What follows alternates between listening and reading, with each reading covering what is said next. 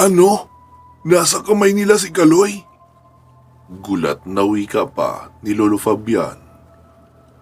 Halos 5 taon na ang nakararaan nang makaharap namin sila. Dahil kulang na kulang sa pagkain dito, naisipan naming umakyat ng bundok para mangaso. Kami lang 2 ng kapatid ko ang umakyat ng mga oras na iyon. Sinubukan pa kaming pigilan ng mga kanayon namin. Subalit, hindi nagpaawat si Kaloy dahil sabi niya magugutom daw kami kapag tutunganga lang kami sa bahay at walang ginagawa. Kahit pa natatakot ako sa binabalak niya, ay napilitan na rin ako sumama dahil ayoko namang iwan mag-isa ang kapatid ko at baka mapahamak siya. Pagkapasok namin sa gubat, ay ramdam ko na agad ang mabigat na presensya. Tila may madilim na aurang nakabalot sa gubat.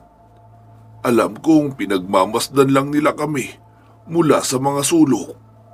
Subalit nagpatuloy pa rin kami sa paghahanap ng pagkain. Habang papalayo ng papalayo ang aming natatahak, ay parami rin ng parami ang mga sumusunod sa amin. Naramdaman din ito ni Kaloy, pero hindi niya ito pinansin. Nagpatuloy lang ito sa paglalakad habang nakabuntot ako sa kanya. Alam niyo kung anong nakakatawa? Ako ang panganay, pero nagmistula akong naging bunso sa amin ng mga sandaling iyon. Ramdam ko ang tatag ng kalooban ni Kaloy at hindi man lang siya natakot sa presensya ng mga halimaw sa paligid. Pangiti-ngiti nga lang ito na tila walang pakialam sa kung anong meron sa paligid namin. Hindi nagtagal, nakatagpo kami ng baboy ramo. Hindi ito kalayuan buhat sa amin. Pero napansin kong tila may kakaiba sa baboy na iyon. Sobrang pula ng mga mata nito. At paika-ika ito kung maglakad. Binalaan ko si Kaloy na wag nang galawin ang hayop na iyon. Subalit hindi siya nakinig sa akin. Sa halip ay hinugot niya ang itak sa kanyang bewang at agad sinugod ang baboy ramo. Dahil tila may dinaramdam na sakit sa katawan, mabilis niyang nahuli ang baboy ramo na iyon. Nagpambuno pa nga sila ng ilang minuto sa lupa dahil may kung anong taglay na lakas ang hayop na iyon. Ngunit sa huli ay napatay niya rin ang baboy nang matarakan niya ito ng malalim sa leeg. Matapos noon ay doon na kami nakarinig ng tila mga alulong ng aso. Nangilabot ang buong katawan namin sa narinig at napakaripas na kami ng takbo papalayo. Habang tumatakbo, nararamdaman ko ang pagsunod nila sa amin. Marami sila at halatang galit na galit sa tunog pa lang ng kanilang mga pag-angil. Ilang mabibigat na mga yabag ang madidinig sa buong paligid habang lumulusot sila sa mga puno at halaman na animoy mga aso na humahabol sa amin.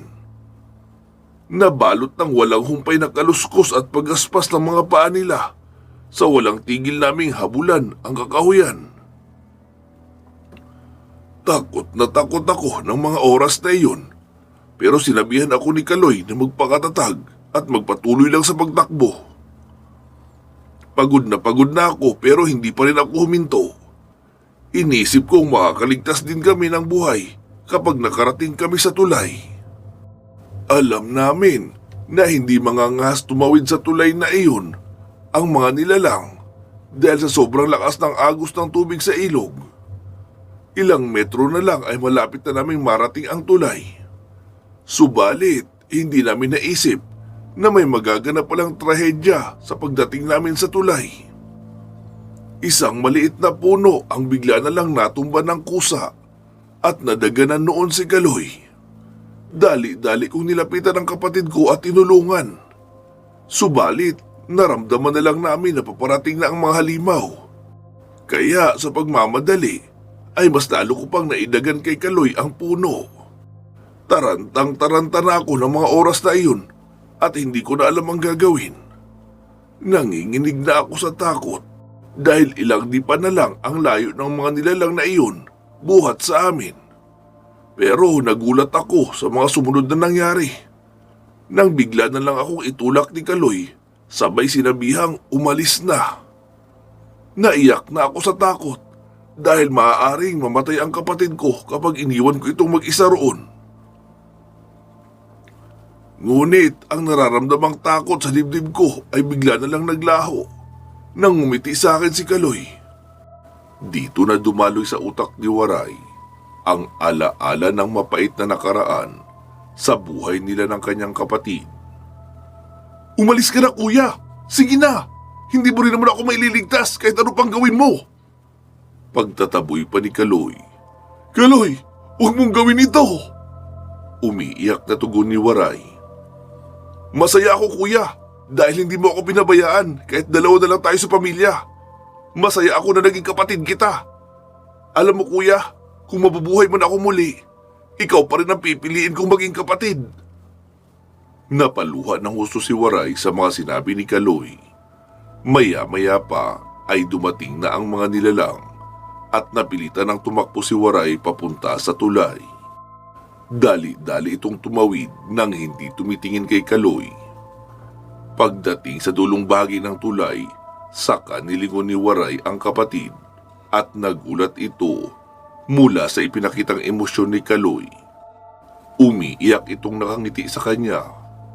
Halos madurog naman ang puso ni Waray sa sobrang sakit habang pinagmamasdan niya ang kapatid na dinudumog na ng mga halimaw. Pinalibutan nila ito hanggang sa dumating ang isang matabang lalaki. Kaloy! Patawarin mo ako!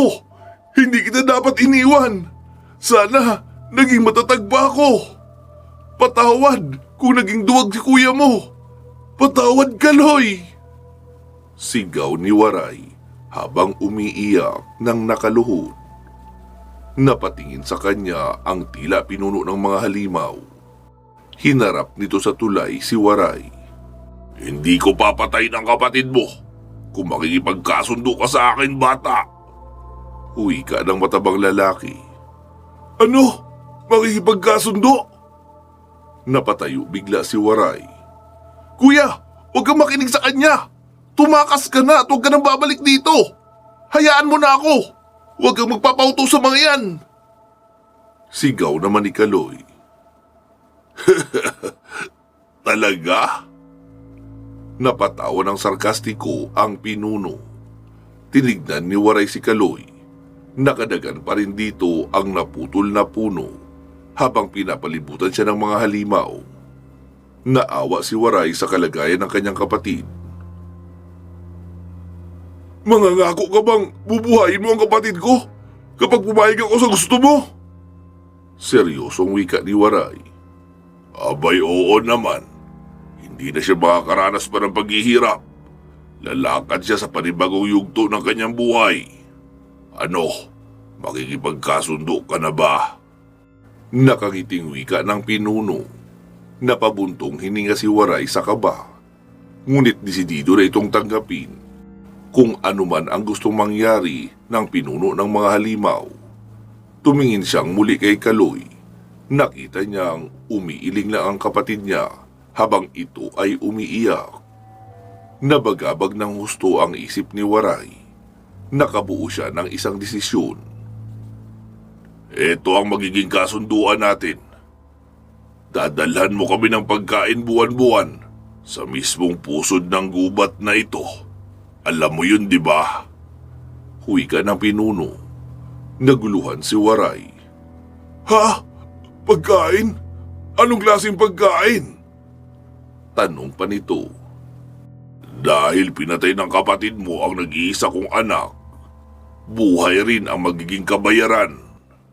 Sagot ng pinuno. Ano? Seryoso ka?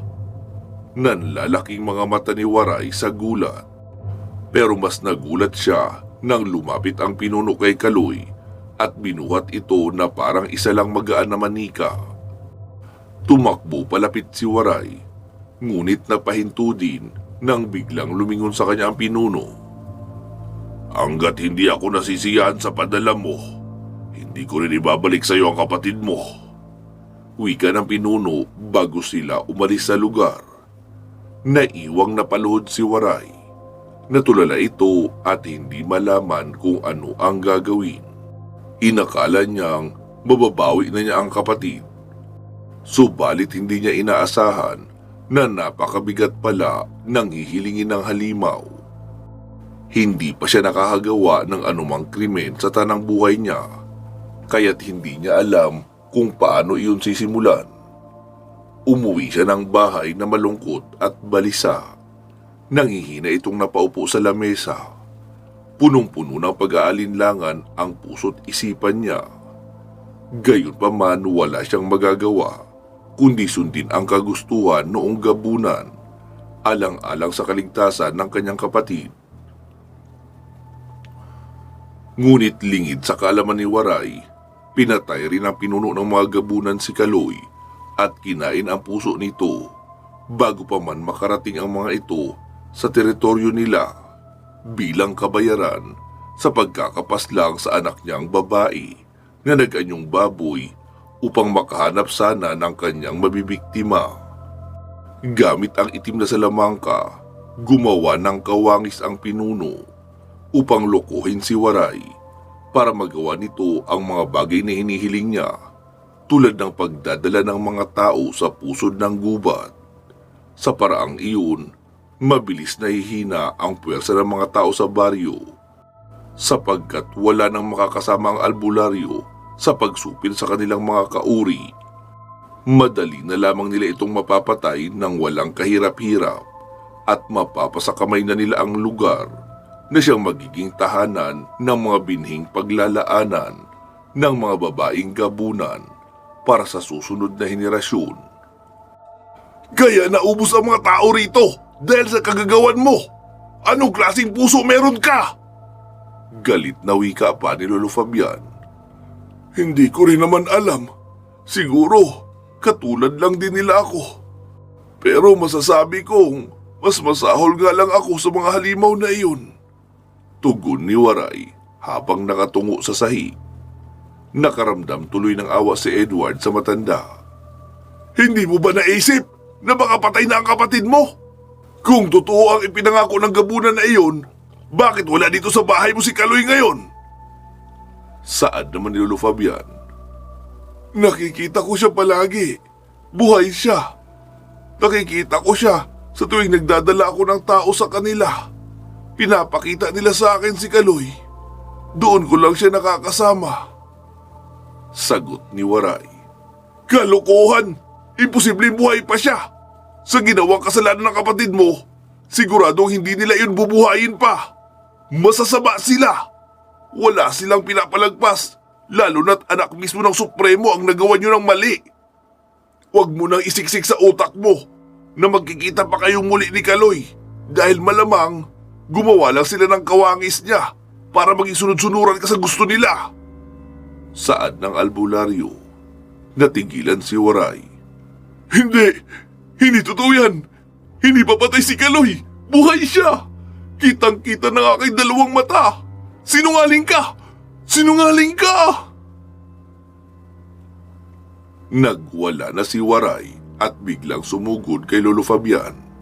Dinampot nito ang isang upuan sa kabayolenteng inihampas sa albularyo. Nasalag naman ito ni Edward at ginapos niya ang matandang lalaki sa isang upuan. Umiyak na lang si Waray dahil napagtanto niya rin na marahil patay na nga si Kaloy at niloloko lang siya ng mga gabunan.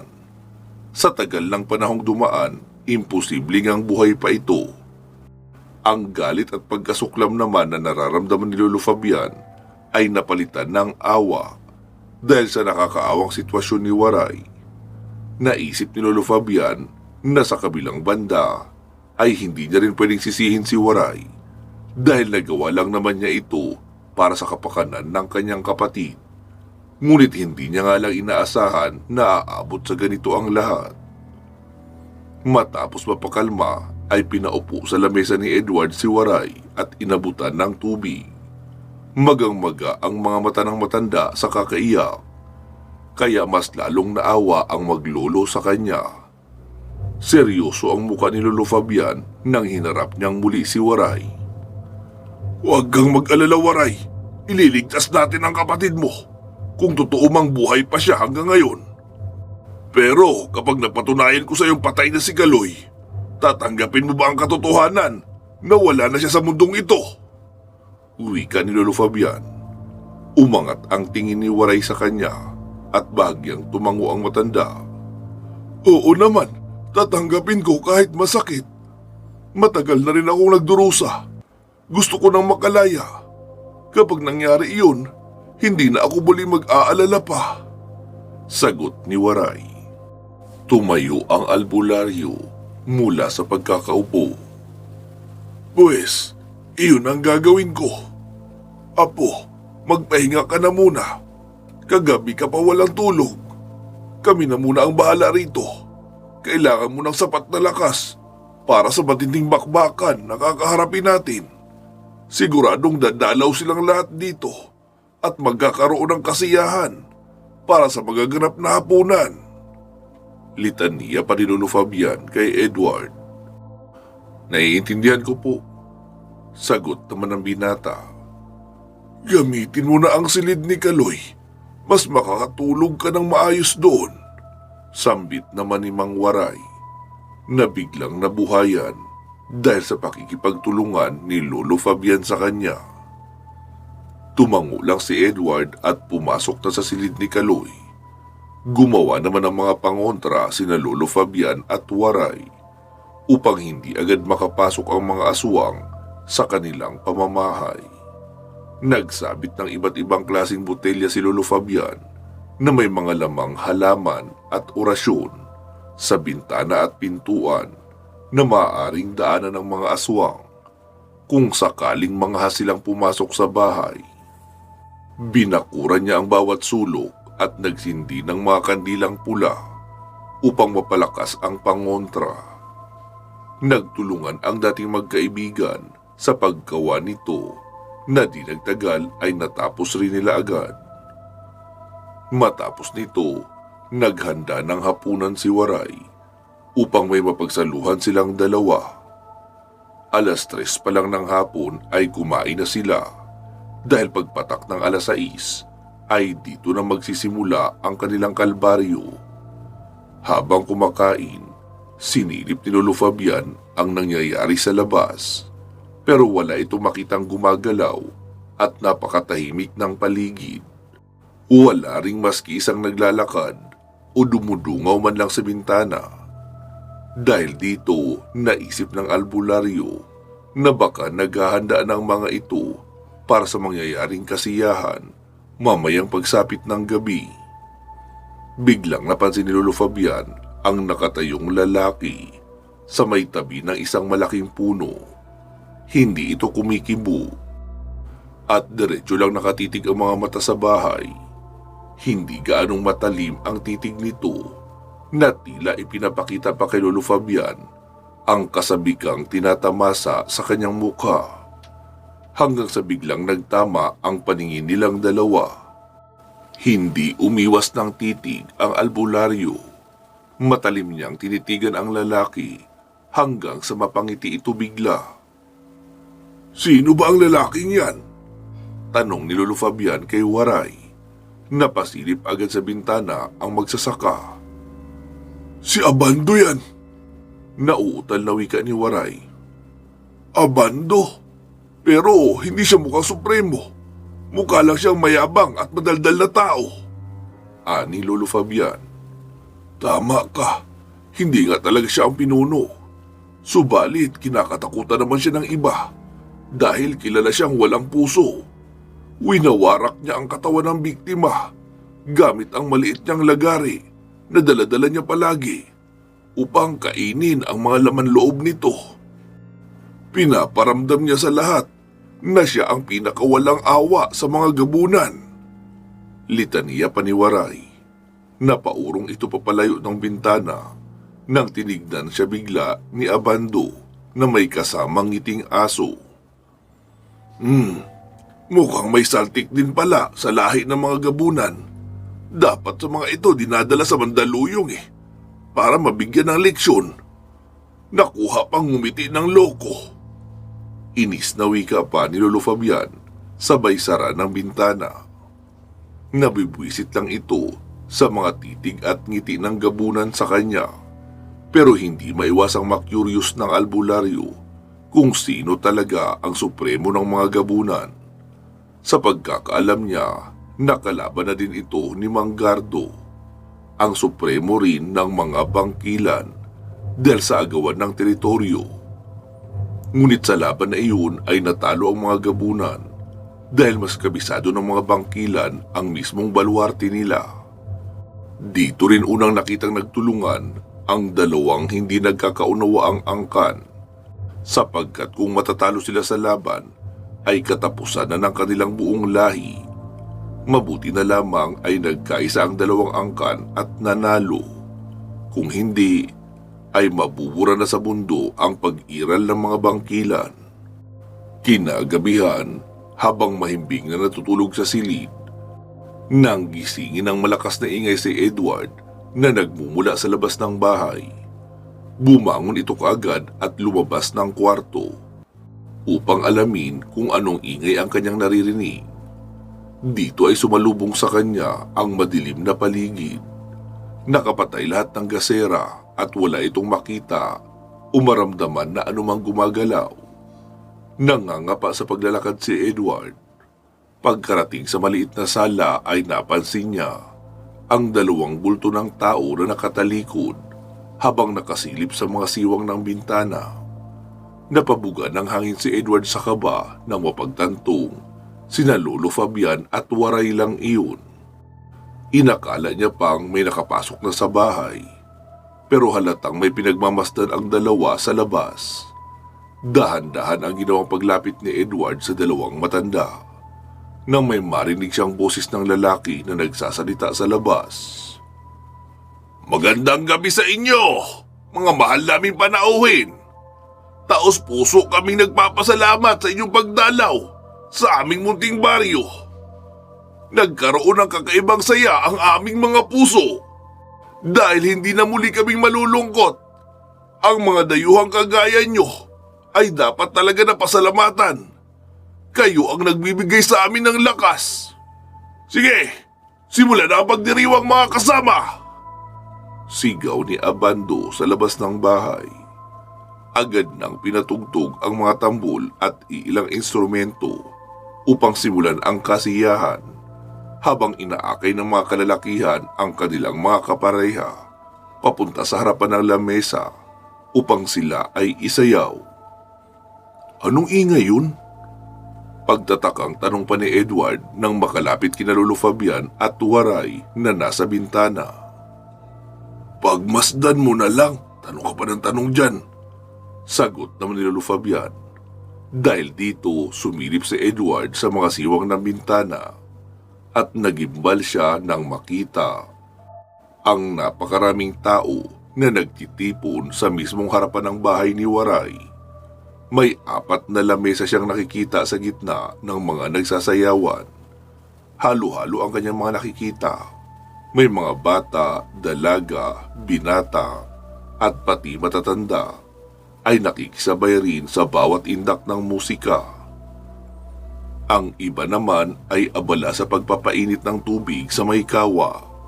Malaki ang kawa na gamit ng mga ito, na tila kahit 2 tao ay kakasya sa loob.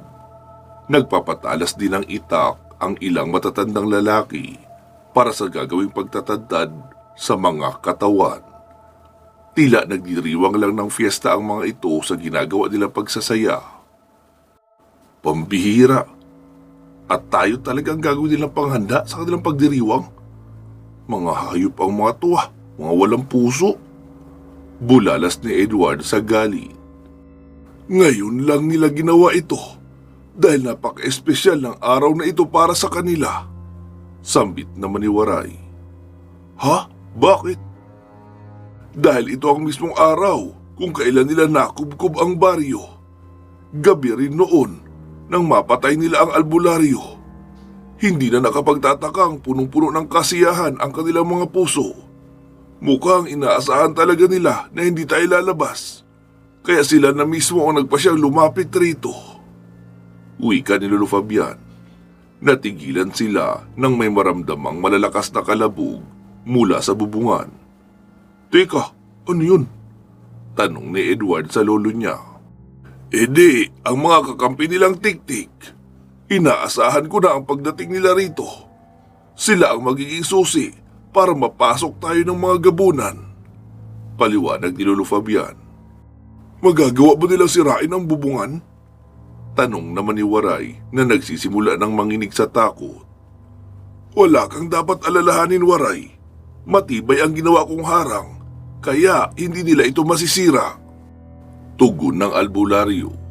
Dinig na dinig ng tatlo ang ilang mabibigat na mga yabag na naglalakad sa ibabaw ng bubungan. Gawa sa yero ang bubong ng bahay ni Waray, kaya madidinig talaga kahit mga pusa pa ang maglalakad rito. Nagsimulang umikot ang mga tiktik na parang mga ibon.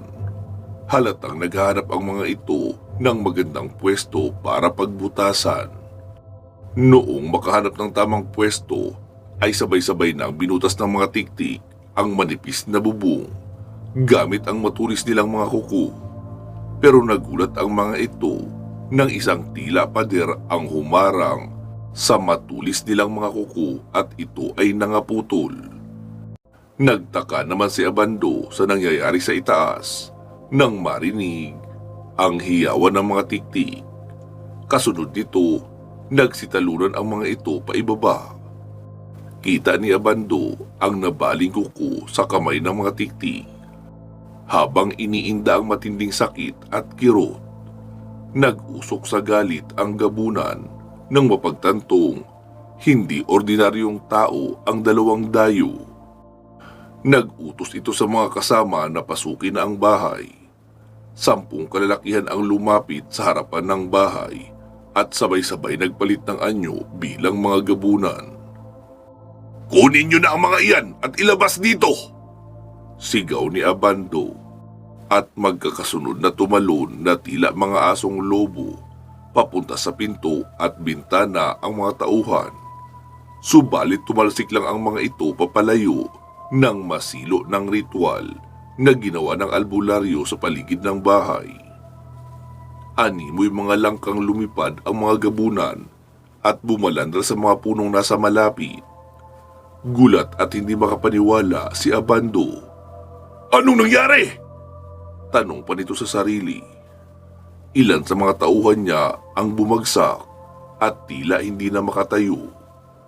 Mula naman sa loob ng bahay ay makikita ang paggalaw ng mga langis sa loob ng botelya na nagpapahiwatig na gumagana ang mga walang hanggang silo na ginawa ng orasyon ni Lolo Fabian. Hindi ko inaasahan na tatalab sa kanila yun. Wika ni Waray na bigla na lamang nagkaroon ng lakas ng loob matapos masaksihan ang pagbagsak ng mga gabunan at tiktik. Kapag nasilo sila ng liwanag, ang masamang espiritu na nasa loob ng kanilang katawan ay tuluyang maglalaho at mabubura. Dahil dito, kalahati na lamang ng kanilang lakas ang matitira. Kaya siguradong manghihina sila. Litaniya pa ni Lolo Fabian. Naintindihan naman agad ito ni Waray at natuwa sa mga narinig. Dala naman ang galit ni Abando ay nagmuestra itong susugod. Subalit pinigilan siya ng isang lalaki na nasa likuran nakatayo sa kumpulan ng mga tao. Agad na napalingon sa likuran ang gabunan nang marinig niya ang tinig ng lalaki. Seryoso itong nakatitig sa bahay. Supremo! Bakit kayo nagtungo rito? Kaya na namin ito. Dapat nagpahinga na lang kayo sa kampo. Hindi magtatagal. Maipapadala ko rin sa inyo ang mga ulo nila. Kasama na yung traidor na matanda. Wika ni Abando. Hindi. Nagkakamali ka. Kapag sinubukan mong pumasok dyan, matutulad ka rin sa iba. Mahusay gumawa ng pain ang matanda dahil isa rin siyang albularyo. Nagulat si Abando sa narinig at napatingin sa bahay. Nakita niya ang mukha ni Lolo Fabian na nakasilip din sa bintana. Kung ganon, ano ang gagawin natin, Supremo? Kung wala tayong gagawin, hindi lalabas ang mga iyan. Baka abutin pa tayo ng siyam-siyam rito. Saad ni Abando. Relax ka lang, Abando. Maghintay lang tayo hanggang sa lumabas sila. Sagot ng matabang lalaki. Bahagya tuloy na pakunot ng noo si Abando dahil malakas ang pakiramdam niyang hindi lalabas ang mga dayo hanggat hindi sila gumagawa ng aksyon. Ngunit tiniyak sa kanya ng pinuno na lalabas din ang mga ito sa oras na tumalab na kay Waray ang sumpa na inilagay niya sa matandang magsasaka. Samantala, nagulat naman si Edward nang mamukhaan niya ang matabang lalaki na kausap ni Abando. Hindi makapaniwala si Edward na makikita niya sa lugar na iyon ang gasoline boy na nakausap niya sa gas station. Ito pa naman ang nag-udyok sa kanya na wag nang tumuloy sa baryo dahil sa mga peligrosong tanawin na susuugin dito at sa mga nilalang na naninirahan na mas mapanganib pa kaysa sa mga tao. Hindi maari. Naibulalas na lang ni Edward. Mukhang madali kanyang napaikot, Apo.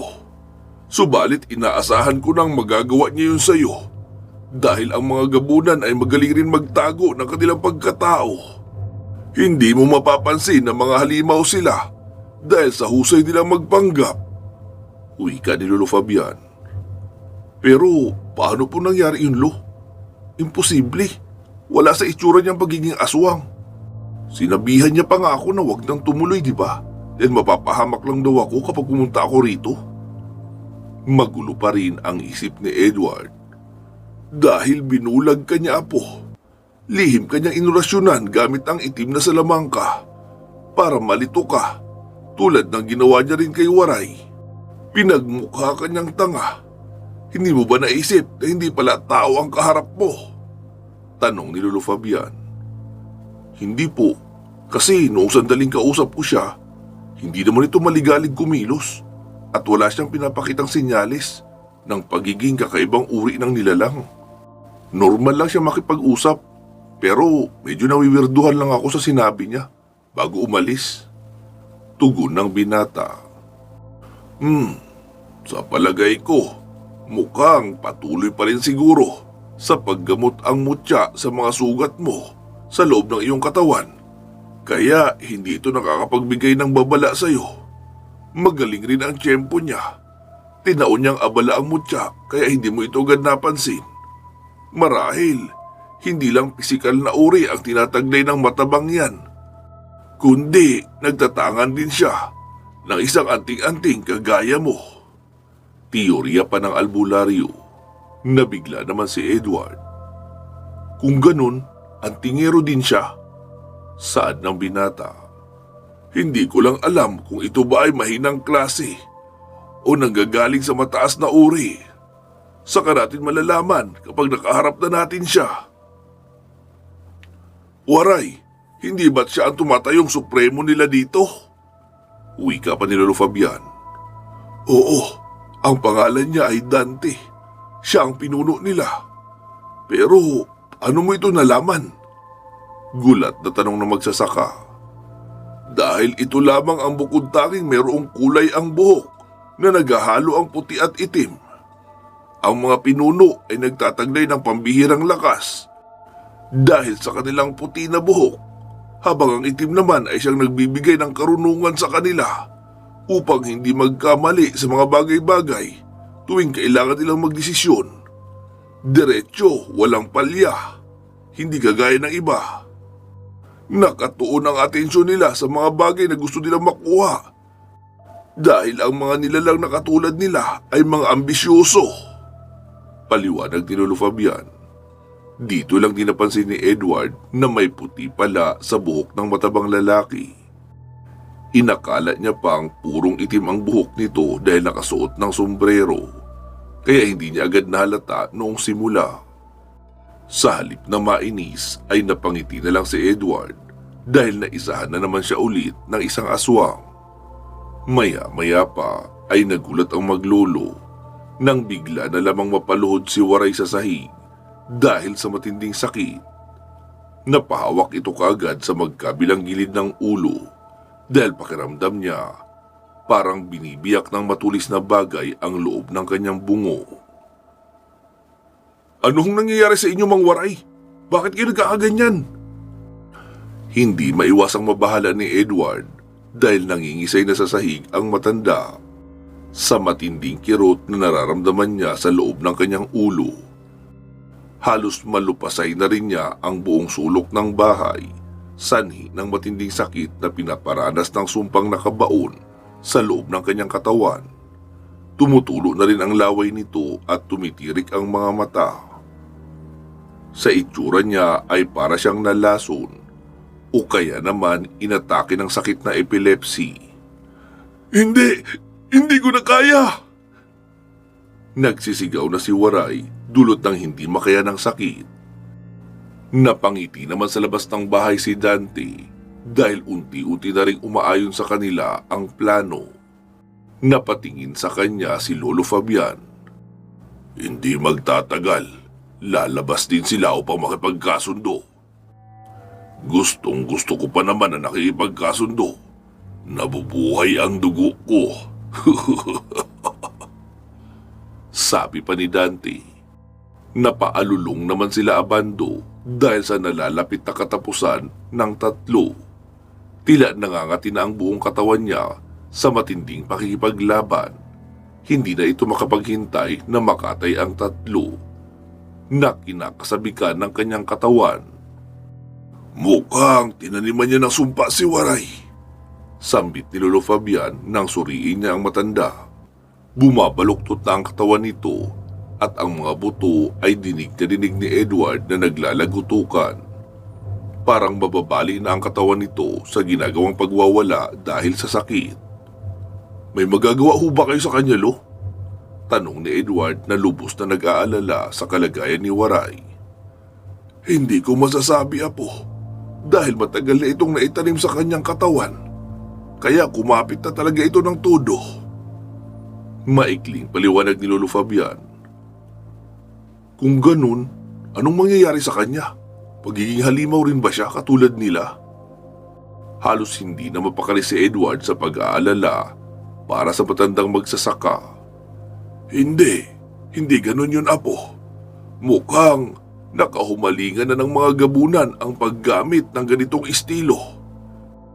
Kaya hindi rin ito basta-basang natatanggal sa ganoong paraan. Parang kadena lang ito na pinulupot sa katawan upang mapasunod siya at magawa lahat ng ipinapagawang utos sa kanya.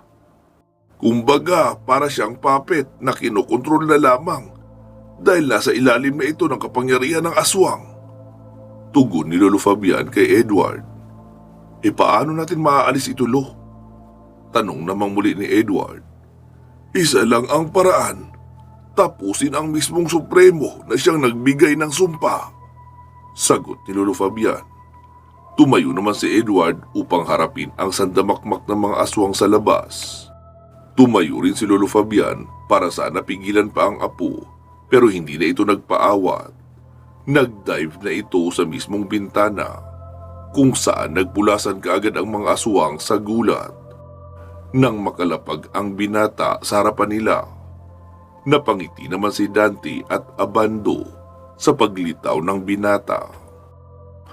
Ngunit matalim lamang na nakatitig sa kanila si Edward na animoy nag-aapoy ang esklera ng mga mata, dulot ng dinadalang matinding init sa loob ng katawan. Napansin ito ni Lolo Fabian. Kaya lang hindi niya masiguro kung nakakaramdam na naman ng galit ang apo o dala lamang ito ng pagbabago ng aura. Hindi rin niya maintindihan kung ano ang nangyayari kay Edward. Tila may kung anong malakas na puwersa ang nakabalot sa katawan nito. Tila isa itong mabuting karma. Mabuti naman at lumabas ka rin.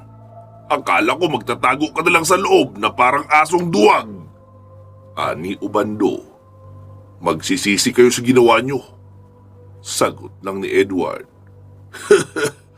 Ano naman ang ibubuga mo sa amin? Para ka lang daga na napadpad sa lugar ng mga leon. pagmamaliit pa ni Abando kay Edward, nagpakita lang ng ngiti ang binata na ikinapikon naman ni Abando. Sumenyas na ito sa mga tauhan na salakay na si Edward. Agad namang sumalakay ang mga tauhan.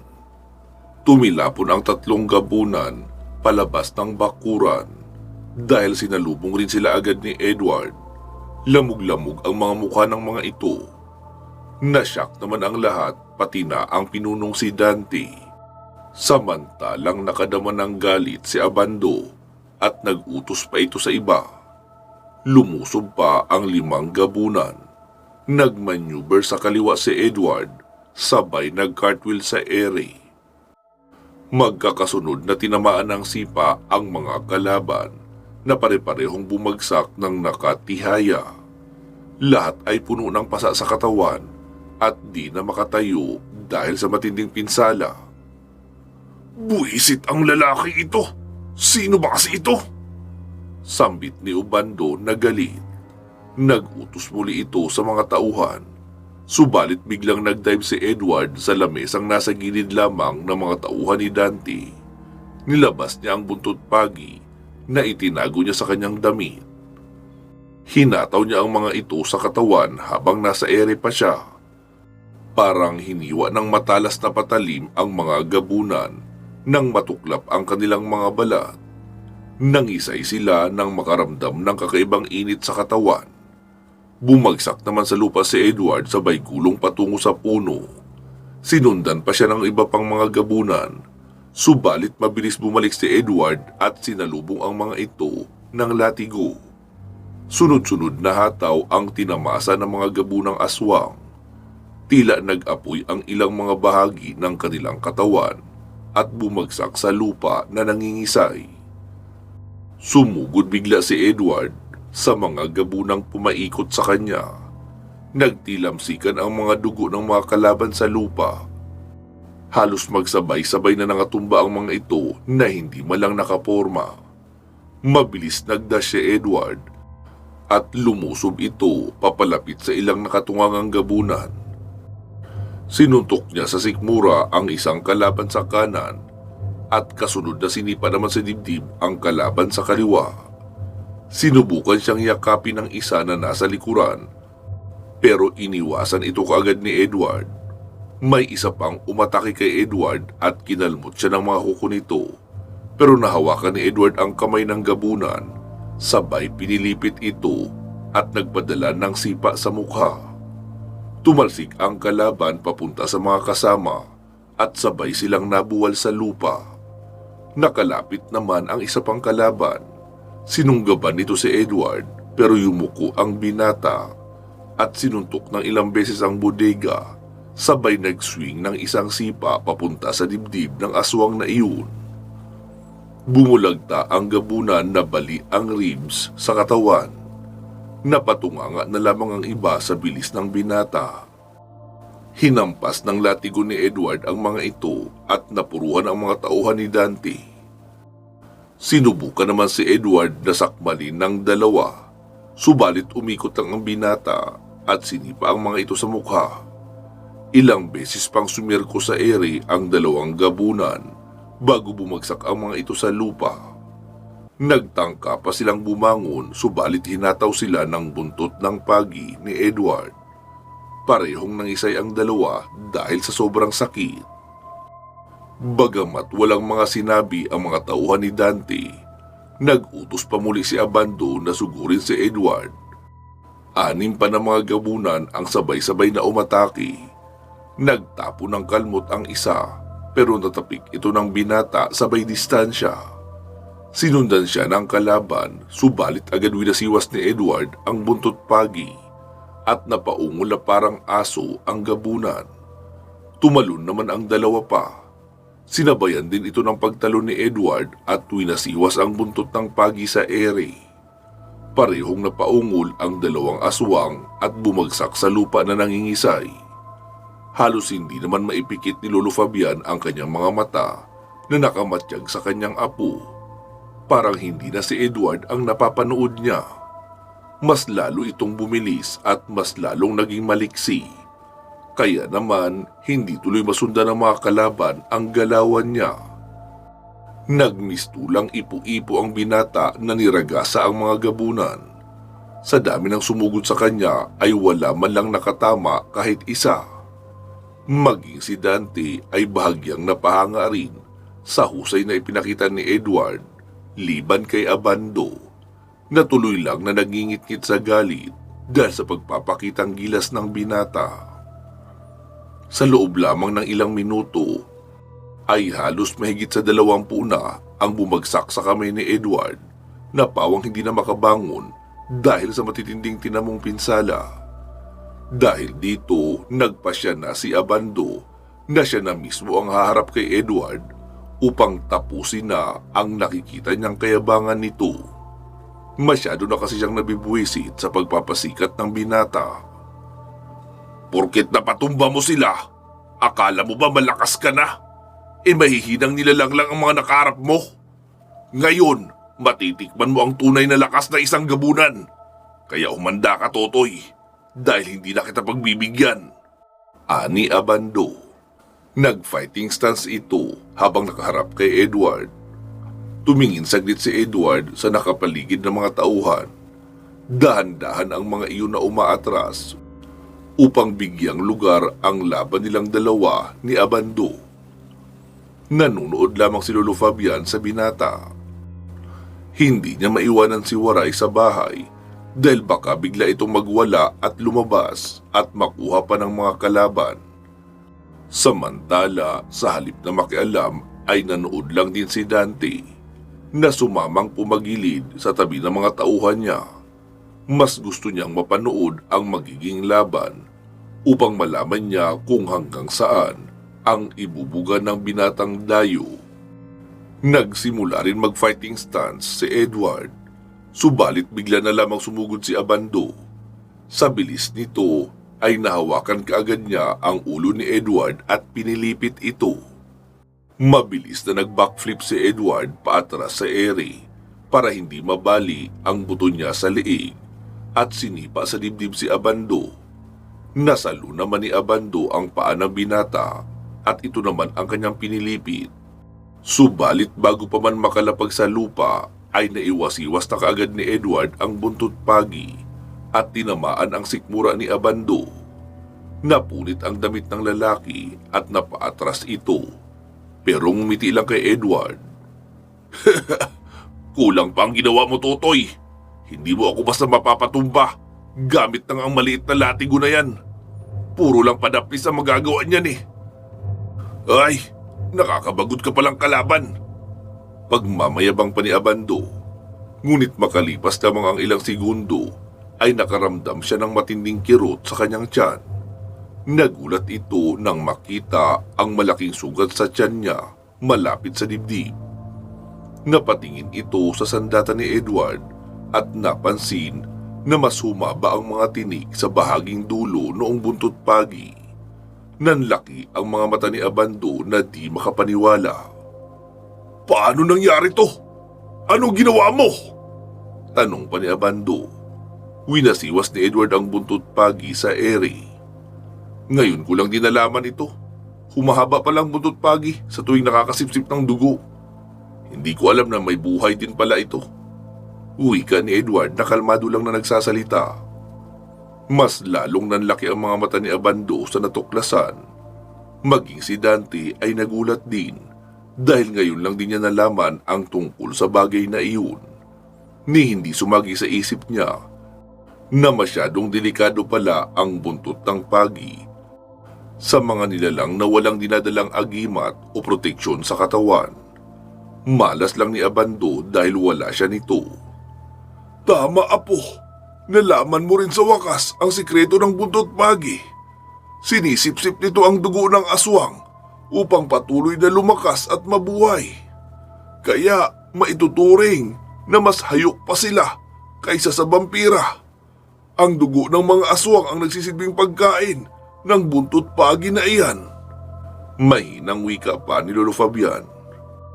Imposible. Hindi magkakaroon ng buhay ang isang bagay na patay na. Niloko mo ba ako? Ani Abando. Bahala ka kung ano gusto mong paniwalaan dyan. Sinasabi ko lang ang katotohanan, kaya dapat ka nang mag-ingat sa susunod. Kalmado muli na sagot ni Edward. Napalunok tuloy ng laway niya si Abando sa narinig. Anong gagawin ko? Kapag hinayaan kong labanan siya ng ganito, mamamatay lang ako. Ay, buisit! Dapat ko siyang makumbinsi na makipagduelo ng mano-mano na walang sandata. Tama, kailangan ko ang gawin yun para mapabagsak siya. Kailangan ko siyang lansihin. Bulong pa ni Abando sa sarili niya at nakangiting aso. Masyado ka namang abusado, Totoy. Nilalabanan mo ako ng may sandata. Habang ako, kamay lang ang gamit ko. Hindi naman yata patas yun, o di ba? Wika ni Abando. Apo, huwag kang makikinig sa kanya. Inuuto ka lang ng lalaking yan. Sigaw naman ni Lolo Fabian. Napaisip naman si Edward at dahan-dahang lumuwag ang kapit sa buntot pagi hanggang sa kusa niya na iyong mamitawan. Walang hiya ka, Abando. Kahit kailan, napakatuso mo talaga. Ang dami mong alam na kalokohan. Sambit naman ang kasama noon na si Goryo. Napalihim din na nakangiti sa pangyayari. Nagiging interesante ng panoorin ang laban para sa kanya.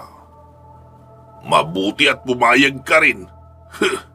Akala ko pa naman uurong ka na sa laban. Saad ni Abando. Lagot ka sa akin, Totoy, dahil pinagbigyan mo ako. Titiyakin ko sa iyong mamamatay ka sa isang suntok ko lang. Bulong pang muli sa sarili ni Abando at umatake na bigla kay Edward. Mabilis na dumipenta si Edward nang magpaulan ng suntok si Abando sa katawan niya. Pinagdikit ni Edward ang kanyang dalawang braso kaya naging matibay ang kanyang depensa. Parang sumusuntok sa pader si Abando at hindi natatamaan ng maayos ang binata. Kumaliwa ng suntok si Abando pero biglang bumukas ang mga braso ni Edward at dalawang magkasunod na suntok ang tumama sa magkabilang bahagi ng bodega ni Abando. Napadaing si Abando sa lalim ng inabot ng suntok na iyon sa kanyang sikmura. Isang dropkick pa ang tumama sa dibdib niya at mabilis na bumulagta sa lupa ang matangkad na gabunan. Sumusuka na ng dugo si Abando dahil sa matinding sipa na kanyang naranasan.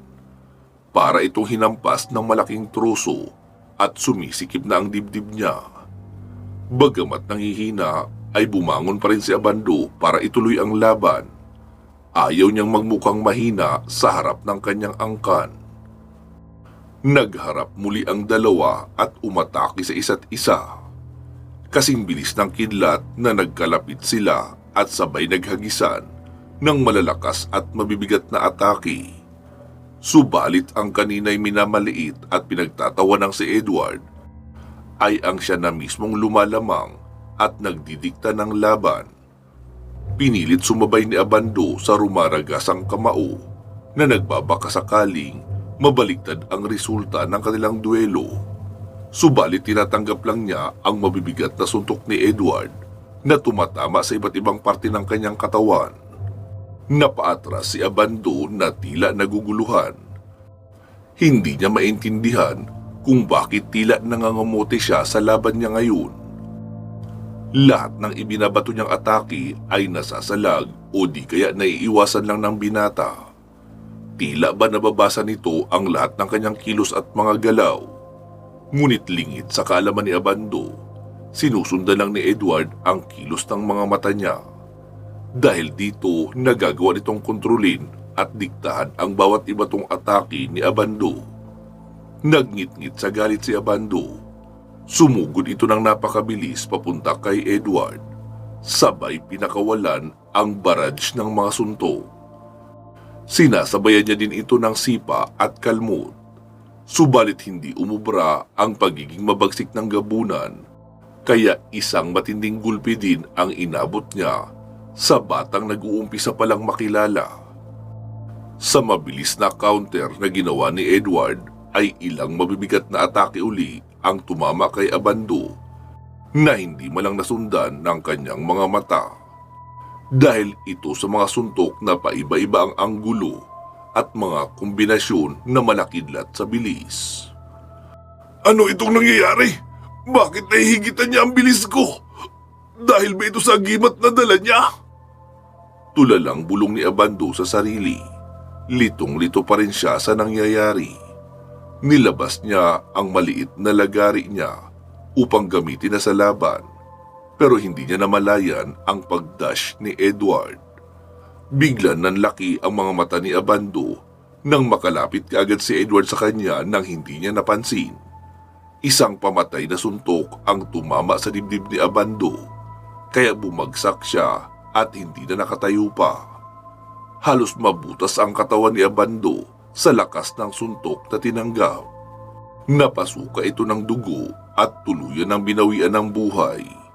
Hindi na kinaya pa ni Abando ang lakas ng impact ng suntok, kaya bumigay na rin kaagad ito sa isang napakalakas na pag-atake ni Edward. Ikinagulat naman ito ng panig ng mga gabunan dahil ibang kalibre pala ang napili nilang ipanghanda sa kanilang pagdiriwang. Natuwa naman si Lolo Fabian sa nangyari. Halos hindi rin siya makapaniwalang napabagsak ng apo niya ang malakas na gabunan ng ilang beses at ito mismo ang tumapos sa di umano'y kinakatakutang aswang ng karamihan. Durog ang mga buto nito sa loob ng katawan at halos magkalasog-lasog ang mga mahalagang internal organs. Walang mapaglagyan ang tuwa ni Lolo Fabian sa nakitang improvement ni Edward. Unti-unti na itong natututo sa mga nakaraan niyang mga laban at hindi na ito nauuto sa laban. Tuwid na rin kung mag-isip. Pansamantala po muna natin puputulin dito itong ating kwento. Magsama-sama po tayong muli sa part 44. Mag-iingat po kayo palagi at hanggang sa muli.